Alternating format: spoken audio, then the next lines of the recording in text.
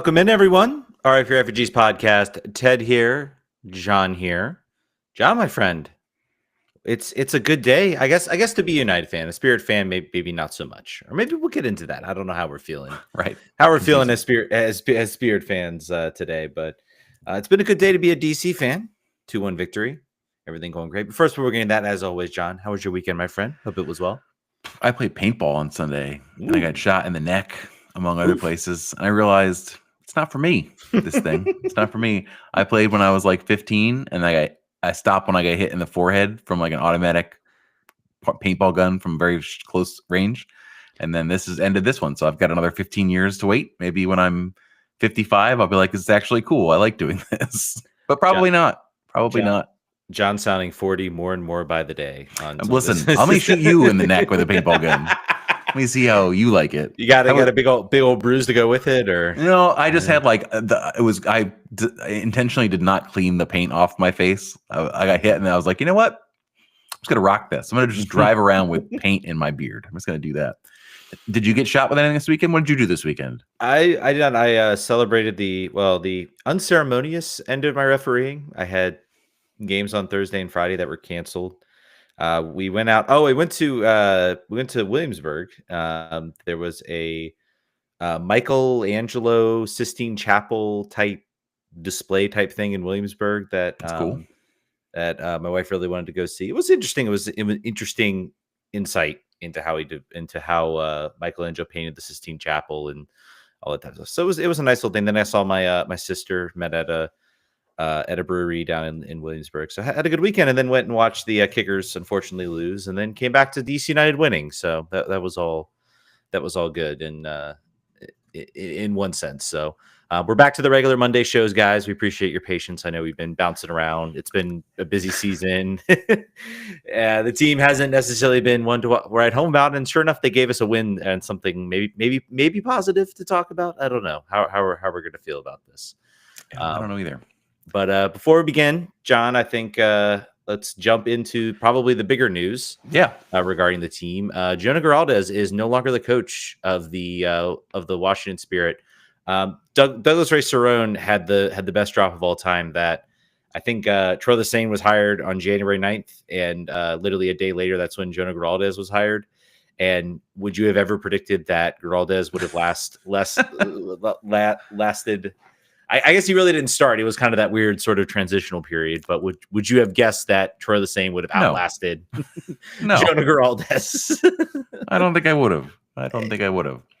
John, in case you haven't heard, let's break down the news. So Jonah Giraldes apparently is moving offices, going to the other arm of the Michelle King soccer empire that includes Lyon, that includes London City Lionesses in England, and of course the Washington Spirit.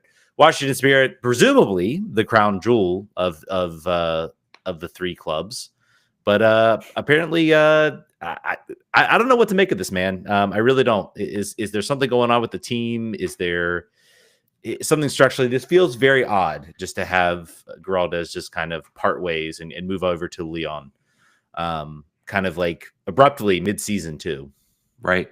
Yeah, there's certainly things that are not being said. There's lots of so there are a couple problems here, I think. One is the right concern of fans about the multi-club ownership, which has become a bit of a buzzword again after it was Club Lyon that got kicked out of the Club World Cup because of restrictions that FIFA had on multi-club ownership inside of the tournament. So that was recent. That's LAFC got in on that, by the way. That was interesting. It's a $10 million play-in game basically, but then we find out from the Sounders that the players themselves are getting very, very little out of that money, and MLS is pocketing. Shock of shocks that's happening, but I digress. So that's one concern. You know, when Michelle King bought the Spirit, everyone said, this is the savior of all women's sports. She's paid more for any team than any other NWSL team has been gone for. She's set evaluations evaluations a new high level. It's making great for the sport. She's donated money to USA women's rugby. She's donated $30 million to US soccer. She's turned the club around. She's invested in sports medicine and the top top names in that. They're no longer here. They're gone, but she had spent the money there originally. And there was just this question, like this we have the ace in the hole. We have the best owner in women's sports. We've got the best one. She spares no expense. She signs and spends whoever she wants to spend. She's buying these other clubs, but that's like, that's whatever. We're the main attraction. Mm-hmm. We're the steak. They're the sizzle. It's not important. This calls into question that. That is not the main concern for me. I don't think it's mostly that. The thing that I am seeing is that this is about Jonah, I think, for the most part. It's about potentially, this is the part we don't know. And I don't know that we're going to get reporting on this or the real truth. He's got a young family. He's got a wife that's about to have her second kid. There's no they have no family stateside. He talks about Champions League as though that it is the end all be all thing that he cares about. Of course, he comes to the Spirit knowing that the Champions League is not here, so that should be a thing that he knows about. He comes here and says, "I want to suffer." The thing that's annoying about Spain is that I go and every week I'm going to win. I have to prepare for Champions League, but the league games are, we have a high level, but no one's going to meet us. Guess what? French women's soccer is like. It's much like French men's soccer. There's one club for the most part that walks. I think Lyon won like months before they had clinched first place like well before the end of the season. So there's something, we're being sold a line here somewhere. It's either there's issues with Jonah that are sort of personal for him in nature that he wants to get back to Europe.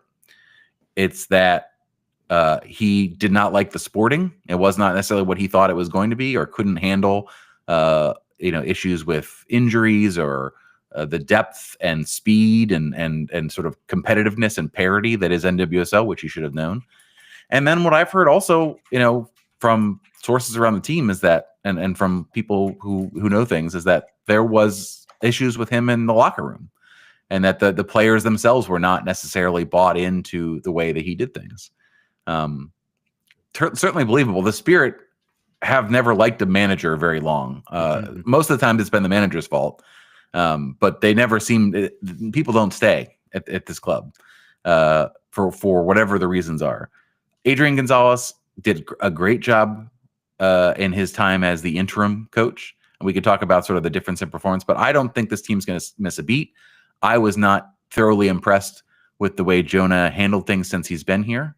I do not think at all that this is a downgrade for this club at all. I think if you're looking at downgrades, it's more of that first problem that I described, the multi-club ownership, is if that's a serious issue, if we're going to start seeing a divestment of interest or money in this club in order to spend it over there, then it's a concern. But as far as the sporting component, I think we have to be happy, or at least nonplussed. How do you fall on the whole thing? Well, let's go back a little bit. I think maybe some fans, I tend to your point. I never really, yes, Jonathan Geraldez brought this team to the NWSL championship last year. I think that deserves to be heralded. He suffered a lot of injuries. He managed to get that team, to that championship game. I will agree. I think we go back to sort of how the first season he was hired. That would be last year, and how it would the oddness of this this situation where Michelle Kane paid a bunch of money to bring him on, and basically they tried to bring him on at the beginning of the year, and he said no, I want to stay at Barcelona. So his assistant Adrian Gonzalez heads over. We're all thinking, okay, this is going to be transition. This will be, yes, Timothy Royer. Adrian Gonzalez will take over as the Spirit head coach. But Adrian Gonzalez was the interim head coach for a while. And we saw this team play some truly great soccer through that time period. And then, Jonathan comes in. I think injuries started to kind of mount up for this team. They started to lose Croy Bethune. They lost Oleana Sarr for a little bit. So maybe that explained a little bit of the struggles, but you never really, I think I never really saw this team kind of take off from there. When Adrian was there, I saw this team play some great soccer. They were fun. They were exciting.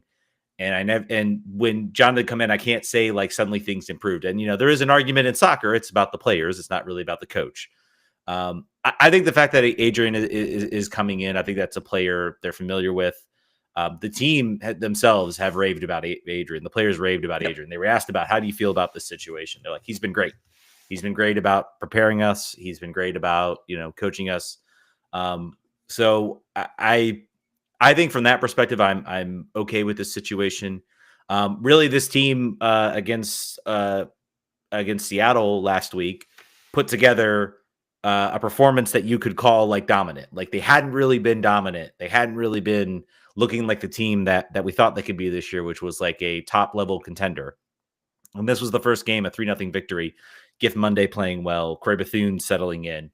They looked like a dominant NWSL team against the Seattle, and that's what we want to see. So I don't know. Maybe the players got the news and they were maybe playing a little more loose. I don't know. That's interesting. I guess and who knows what we'll hear if the story comes out. If there's people that it will talk. Again, this is a sport that's still covered, but yeah, I guess it's interesting from a personal level. And again, the politics and the situation in the U.S. is not great. Certainly not helping. I'm sure that's not keeping anyone here. Yeah, so that might be playing a role. Again, speculating, but we're all speculating here until we hear something. What's wild is that he is staying until July 18th. Why? For what reason? If you're the Spirit, what is the benefit in having a coach who's out the door still here for another month and a half? Go to France. Particularly if your wife's about to have her baby, go settle in where you're going to settle in. You don't need to be a club that you have decided you don't want to be at anymore. So, and it's also weird that your successor, your person who's taking over as the head coach, will be the one. I don't. You don't, and there's no need for like an onboarding basically because he's been there. And he's been there the entire time. There couldn't be a better situation for him to leave now, ever, for any club that's gonna replace a head coach. So I don't know. But by the way, my mistake on the story, Gianna posting out, I don't know where I got 3-0 from. 2-1 was the score line, but that game could have been higher. The July 18th thing is confusing. It feels very, very reminiscent of how he came here and how he sort of arrived in the middle of the season. He's on his time. Yeah, he's done his calendar. There was a post on Reddit asking if fans were going to boo. I would boo, by the way. But like 98% of the people on this thread was like, no, I'm not bringing that negativity. I was like, I mean, it's okay. You could boo him. It's okay. He should hear that. He should hear from someone that this sucks. But anyway, I think that's good. I do wonder. I mean, obviously, I think from a contractual reason. Maybe he kind of wants to stay. He wants to stay. He wants to stay on the health insurance because the baby's about to come, so he doesn't want to switch insurance. Possibly, but again, you go to Europe, you get free health insurance. So I don't know if that's really the case. So, but I don't know. I think it is a weird situation. Him staying until July 18th. They're currently on an international break, so this feels like a natural split off point. Mm-hmm. Is right before the international break. They will not take the field again until they'll be back June 8th, but. Yeah, you're looking at 3 matches. You're looking at home against the Courage, away against the Thorns, away against the Wave, and then he's gone. And then you have an even longer break. So he's here until July 18th, but they don't play a game until August 3rd. This is so dumb. This is so stupid. And especially, I mean, if you didn't have a manager that you were going to promote, then I could see, okay, you need the time to get the other guy in. But they're just going to promote these. I'll be very curious to see what it's like on that sideline. Is Jonathan still giving orders, setting lineups, or is Adrian really the one kind of running the show? That's going to be something interesting to watch. I imagine if he's there, he's in charge, and he's gonna act as though everything is the same. Yeah. What a silly little dance. All right. Well, let's make a transition. We actually have some good news for a change. And here Todd says, I want to get excited, but I feel like Charlie Brown and DC United is Lucy. We do have a victory to talk about. We do, which is just sort of unexpected based on the way things have gone. Yeah, I very unexpected result. FC Cincinnati's first home loss of the year, by the way. First home loss of the year. They're now winless at 4.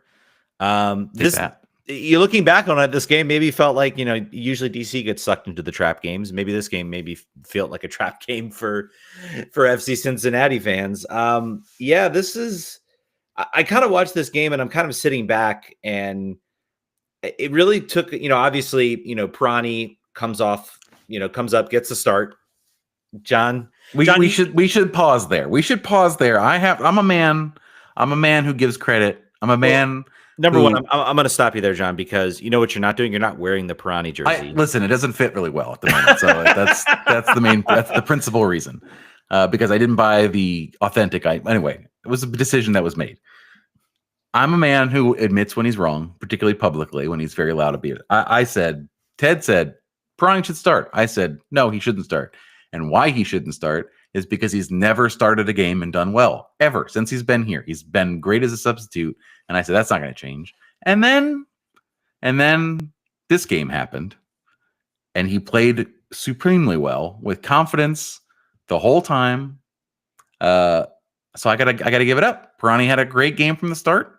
I have to eat crow on that. I'm not gonna wear the jersey because I don't think anybody wants to see that at the moment. Mm-hmm. But yeah, we should be happy about that. That's a great development. Now the next feat is do it two games in a row. Prove me wrong again. I'm like the owner, the picture of the owner in Major League, the baseball movie, where I'm the big bad boogeyman that Pirani is successful in spite of. So that's me. I'm the bad guy. Pirani, take it out on me. Keep scoring goals. If anything, I think what he sort of brought to this team, you look at the 2 goals he scored, the wicked inside of the foot shot against New England, and then this goal off the set piece. I think this team, you talk about how flat they've been offensively.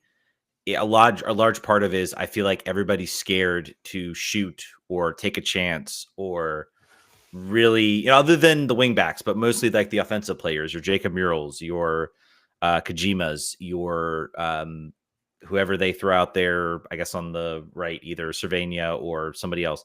Like, they're all kind of scared to take a shot from outside the box. And I know, the old XG adage, get closer into the box, you have a better chance of scoring, yada, yada, yada. We don't have the players to do that, though. We don't have an Evander. We don't have a Denke to set that up. We don't have a Christian Benteke right now. We don't have any DPs out there on the field, so maybe bringing in a player. This is a situation, I think, that does maybe suit Pirani a little bit.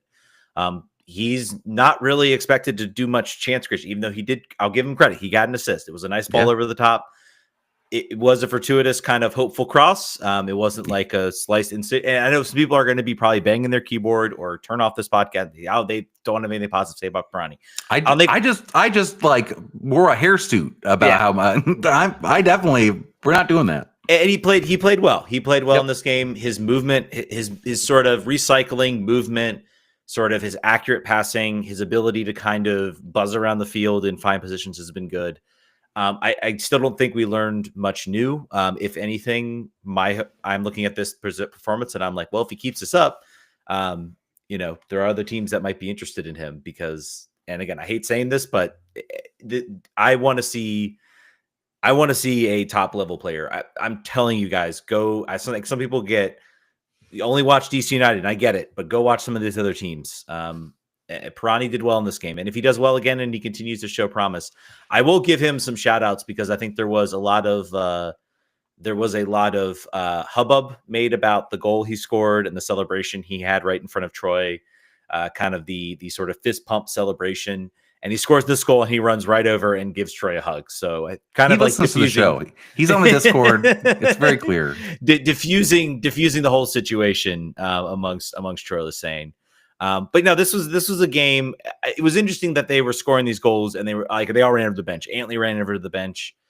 I think there has been sort of maybe a vote of confidence amongst the players about how much they do like playing for Troy and they want to keep him as a coach. That seemed kind of evident as I was kind of watching, this game. The results haven't been there, but the team still feels very much bought in. And then we got a question here from Slide Tackle says, if Dalian probably turn on the Magic, anyone else want to give him bulletin board material to? Well, I just did. Yeah. I just did. He hasn't, I mean, again, I think I looked at the stats like, well, did he create any chances? He's still lacks that kind of ability to make that real, like, incisive pass that, like, breaks the defensive line. Yes, he had a assist today. I'll give him credit for that. It's a ball over the top. It found Antley.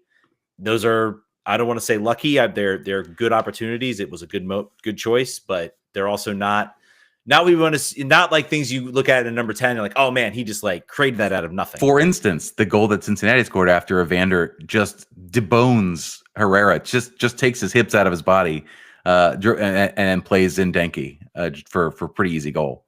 Yeah, that's the 10. That's the 10 we're looking for. That's the sort of chance creation play that gets me excited. And regardless of they sell, I think bringing in that type of chance creator could be a little freeing for Pirani and make him a better player. The guy can shoot. We've seen this guy hit shots. He gets in space. He's not afraid to shoot. And when he's dialed in, he can be very effective and very dangerous. I think that is ultimately, if he is to be successful in this team, I think this team brings in a number 10 type chance creator. They slot him in there. That person is responsible for the chance creation, and he can find a player like Pirani who can kind of play as kind of a false nine, sort of, back, maybe like a little inverted winger. And his goal is going to be to get shots, find opportunities, and score goals. And I think that's where we've seen Pirani be the most effective and be very good, is when he doesn't have that type of creative responsibility. He finds openings and shoots. I think this is Merle's last game as a 9 with Baji coming back, playing 30 minutes. I think that's it for that. That experiment's over. Or not experiment. That was a desperation, got to fill a guy in here situation. And it's really not fair. I've seen a lot of people dump on Merle, talk about how he's not good. He's not playing a position where I think he can be effective. Not on MLS 9. Just not him. No, you put him out on the wing, I think you'll see him play much better. I think he would honestly take. Everyone wants to start, but I'm sure if you asked him deep down, he'd be like, yeah, I'd much rather just, if I have to come off the bench for a little bit and be a winger again, I think that'll be a more comfortable position, because that's where we saw him be really good. Played a really excellent ball over to, I just read you get distracted. Someone posted a really good comment. I'm going to Google this before I bring it up, but yeah, just being that type of winger, going inside, then he gets opportunities to take a shot from outside the box. All of those types of things. So I think that's going to be a good thing. All right. I just Googled this. I'm going to ignore your comment, Timothy. Yeah. I'm going to ignore that completely. I'm not seeing any news. So find me a link and maybe I'll get interested. Other players we want to highlight from this game. I have one I want to highlight, but I talked a lot about Pirani, so I want to pass it on to you. I think Antley, who played himself into a Team of the Week nomination here this week, coming back from injury. It was always talked about how this player was really important. Troy would talk about, like, we can't wait till we get this guy back. And I think some fans were like, really, him? Like, this guy who had like a very short stint prior to injury of being effective after a career in the USL and other places, like, that's who's going to turn this team around. That's who's going to really provide. But as we continue to try to figure out ways to, we didn't do it this time because of the formation, but as we continue to try to figure out how we can keep Herrera and Schnegg alive through the summer, having a wingback option that is versatile and can play either side, I think, without a problem, and also can provide both attack and defense, which is what this position needs.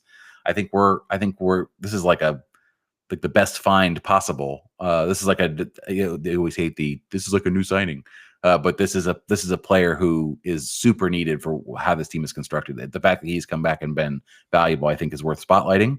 And even if he hadn't scored a goal, I think this is a good spot for this team as we move forward into the hot summer, where players are going to get injured and players are going to have international duty, and all those things are going to happen. Yeah, and Jim Manzer 88 says thoughts on Herrera as the right-sided center back with Antley as the wing back. Feel like it gives some more mobility and creativity. Might be, but I've liked that combo over the last 2 games. I think it also, like you said, I think it allowed Herrera to be, he was able to kind of play that kind of step-in type player, get into the midfield, connect. I thought he had a very good game. The entire back line, we got to give it credit. I think Kai Rawls, under maybe an unsung performance in the back line, made some really timely interceptions, some sort of timely stops, kept the game in front of him. He's a player that I think everybody kind of wrote off over the last first few games. I think he has started to look a little bit. He started to sort of come around to maybe where he can be an effective player for this team. He had a really good game, I thought. Another player I want to call out is Matty Peltola. I thought Matty was excellent. Game sort of a very much a well-timed tackle in the box, risky tackle, but still won the ball and survived the VAR review. But I thought he had a really good game. I'm glad his leg didn't snap on that play. Yeah. It's probably a very good thing, but no, he was excellent in this game. I liked it more, like everyone, the announcers, and then also I listened on the radio coming back, and they were raving about Enow. I thought Enow was good. I thought he was good. He was his ability to kind of cover ground. I think I can see a little bit of why maybe Ali Mackay thought, hey, this combination of Enow, who's kind of this, all over the place, running, covering a bunch of ground, interfering type of play can be really good. And then you combine him with a more calculated step to, pass out of the back type of player like Matty Peltola could be something that could be successful for this team. I think we kind of saw the beginnings of hopefully the beginnings, I should say, of maybe that combination finally taking the field and finally working for this team. Because, I thought, Boris Enow did great, just kind of like being a general menace and kind of allowing DC to kind of dominate that midfield, which is something we've talked about. And it's why the transition defense was so much better in this game. They were not caught out like they have been in other games. They were able to kind of control that midfield. They were able to frustrate Evander and Denke. Evander and Denke got one opportunity where they scored. Yep. And then the rest of the game, they were really not able to get inside the six. There's a great go find it on Backheeled where they showed the passing map. And literally there's just like a big hole sort of around the six. So DC did a very effective job at sort of, really making it difficult. So much so that literally Pat Noonan went out and said, I need to go more direct. So I'm going to throw in 40-year-old Kai Kamara out there, who's playing for his 25th team, I guess, for MLS, however many that is. Those were kind of the big things, I guess, that caught me in the game. Was there anything else that kind of caught your eye, I guess, about this performance? A bit of a shock, like you said. We'll be watching to see if they can carry this into the game against Chicago, a team that's up and down and up and down and up and down all season long, but is coming up of 2 losses to New York City and Orlando. Then before that, winning. There's lots of goals that happen in their game. Like every game, one team has at least 3 goals. It appears for most of their games. So we'll be interested to see how they can continue this, moving forward. Well, this gives them momentum. I think we speculated, was the Charlotte game momentum? And then it looked like no. The answer was no. We're doing that too. We're doing this. Our form chart is that game. Look, it's going to be, I will not be surprised if they drop this game. Will not be surprised at all. Nope. I think we've got some questions and we've gotten some emails. Hello, Rich, who thinks that these players are better. It's the coaching. It's the way they're organized. You're welcome to have that opinion, my friend, but you're 100% wrong. You're 100% wrong. This team goes into every match with a talent deficiency. I beg you, go watch some other teams, please. Go sit and watch Atlanta. Go watch Cincy once they're really good. Go watch some games where they're really good, and you'll see a difference. It's a very, very stark difference to what DC does. And there were still some problems in this game. There were many, many times they got the ball into the attacking third, and they tried to do stuff that like a top level player did. I think there was one moment when Kojima got the ball and there was a wing back. I think it was Schnegg kind of like running down. And if he just laid the ball off, maybe they would have had a moment to make it 3-1. There's the moment that Baji got and hit off the post. Those are moments where if you have higher level talent out there, you're scoring that game. You're walking away 3-1. You're able to put more pressure on the game. This is DC has to walk into games, and let's not say DC played incredible against a credible opponent. Cincinnati also didn't play that well. They should have played better in this game, and that when you're a team like this, you take advantage of those moments where your opponent maybe isn't playing the best, and you can sort of step up. The real challenge, I think, is going to be, can they go back to home? Can they get Can they get a victory against Chicago? Maybe start to turn the tide a little bit. Really, I think this team is about trying to stay alive. Summer window comes, and then maybe they can get a big plan player that can sort of change things. In addition to that, the question is going to be: can they string a win together when they're missing Herrera, Enow, Rawls, Fletcher, Peltola, June, maybe Tubbs, and continue. Then the injuries that were already there continue to be there. So this will be a interesting makeshift back line. They need to do the healing chant over Tubbs's strained muscle, whatever it is, because that's going to be a challenge. The good news is that Kyrolls did not pick up a yellow. David Schneck did not pick up a yellow. Yep. Those so two their players, their good behavior continues. Yes, so they get this game. It's just, again, we talk about this all the time. There's no reason MLS should be playing during this window. There are so few games going on during this window. There's like 4, I think, games going on during this window. Why? Find another date.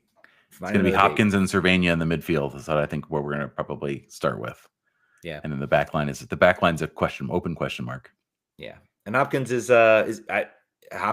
hopefully healthy. It looks like maybe he will be back. They expect him to be, so we'll see. Yeah. Do you think this is this the game do you hold off and do you bring on a Benteke, or do you have him play, or do you think he comes off the bench? I would absolutely not wager him in this game. I would definitely not. I don't think. I mean, maybe put him in the 18 and don't play him if he's to that point. I think it's like one of those, like you have him, go do warm-ups, like try to psych him out. But I would say keep him off the field for this game, because I think, you're playing with house money in this game and you have a limited roster. I think maybe you just try to do some danger. Chicago can be missing. Timothy talks about Chicago missing players. That's fine. The problem here is that this team defensively is struggling for depth. So when you take away Herrera and one of your center backs, and the other center back, your third center back, is injured, that's more important. Yeah. And you would normally say, all right, well, we'll throw Peltola back in there. He's not there either. So it will be the cupboard is more bare for DC United than anybody else always in these situations. It used to not be that way because we didn't have any players that were good enough to play for national teams, but now we have at least 5. By the way, not seeing, this is the MLS list for the June window. I'm not seeing Aaron Herrera called up, but maybe I'm missing something. Steve Goff has it, so that's okay. Well, I remember once he turned down the call up. So I'd be curious. Maybe that's but it's Rawls will be gone too. He has also been called up for Australia. Matty Peltola has been called up. Boris Enow and Christian Fletcher according to MLS list. Chicago have Chris Brady.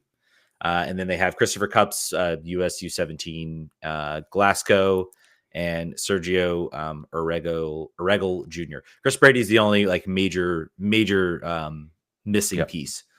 Thankfully, even though we're without Kim Jung Hong, that's not really a major missing piece as far as in the sense that Barraza has been playing and been playing pretty well, sans the goal he gave up against New England.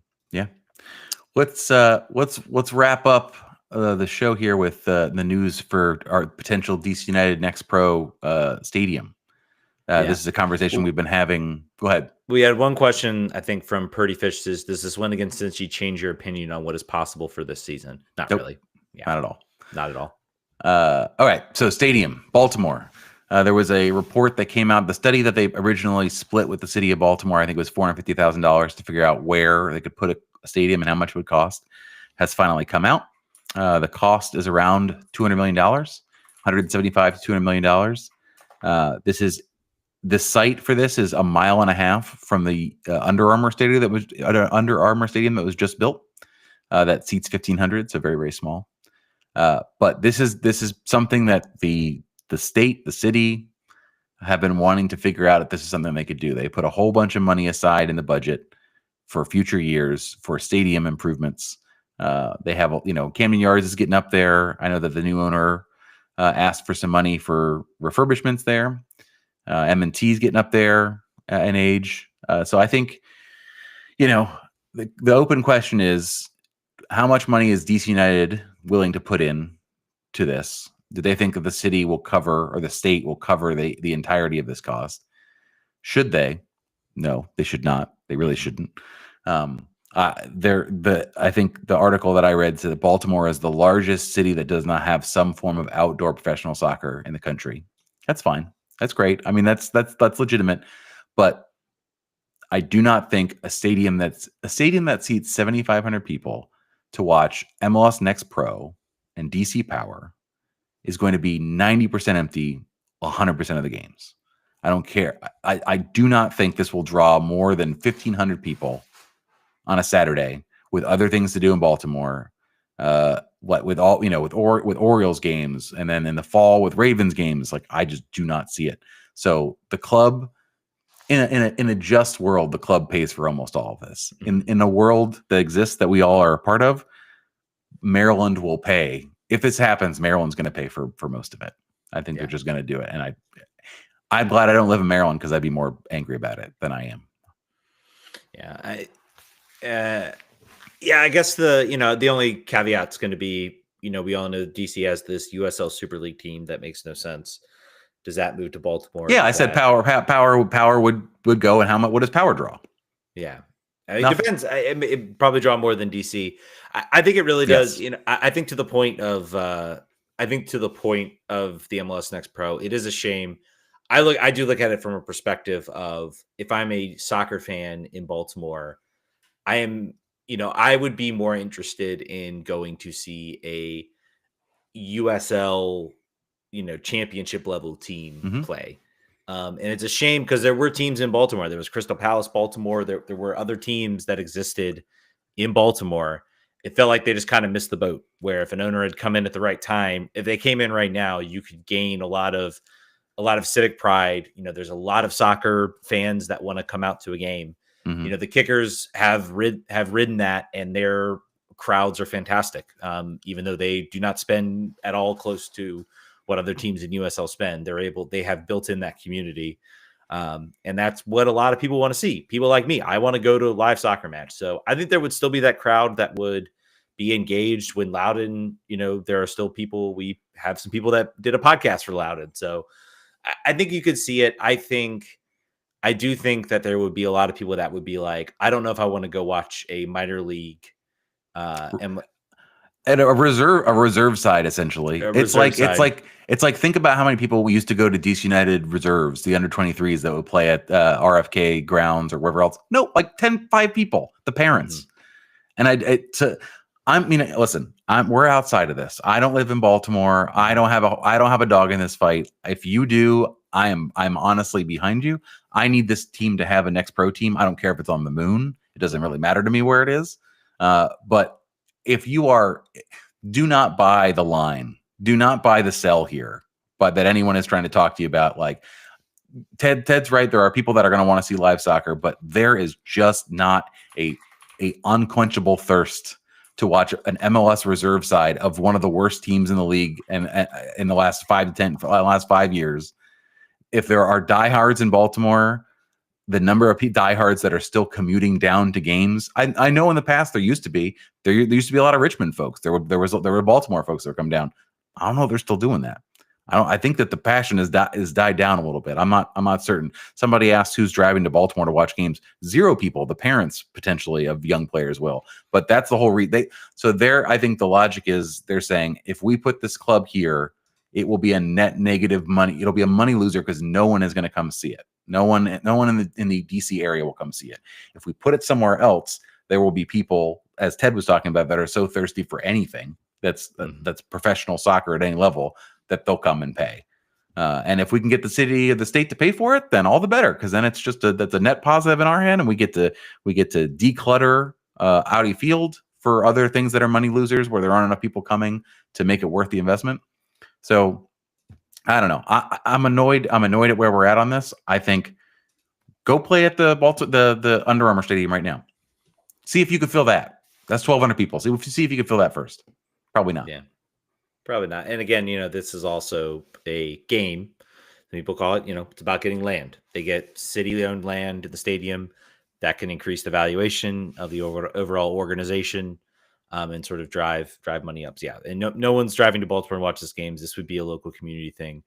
I think if you did it right, and that's the question would be for me, for the Search Group, could they do this right? And they've given no indication that they can really put in the resources necessary to do everyone. I think if they got the stadium done, if they got the team in there and they said, hey, we're bringing this team in there, and they actually went out into the community, into the Baltimore community, they hired, a group of people full time to help, appear at, kids soccer events, to bring in families, to offer family deals, to really try to get, they could easily make this a success if they showed real investment. I think the real problem is, will they show that investment? Probably. I have my doubts. They have not shown the willingness to go out and do something like that. So prove me wrong, Jason. Prove me wrong, buddy. The stadium also has a roof over 3/4 of the grandstands, just as a FU to DC United fans. Well, they're going to expand it to 30,000 and build a that's true roof. So that's true. Retractable roof coming. I forgot.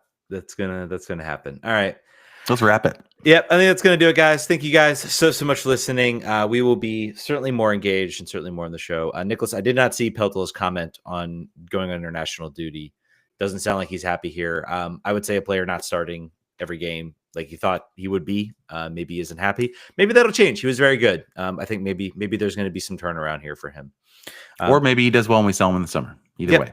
That could also be a possibility. Anyway, guys, we will catch you guys definitely next week. We will be back to talk about a hopeful Chicago win. Maybe some 2 in a row. It's a win streak, baby. Some new positive vibes. Talk to you guys later. Vamos.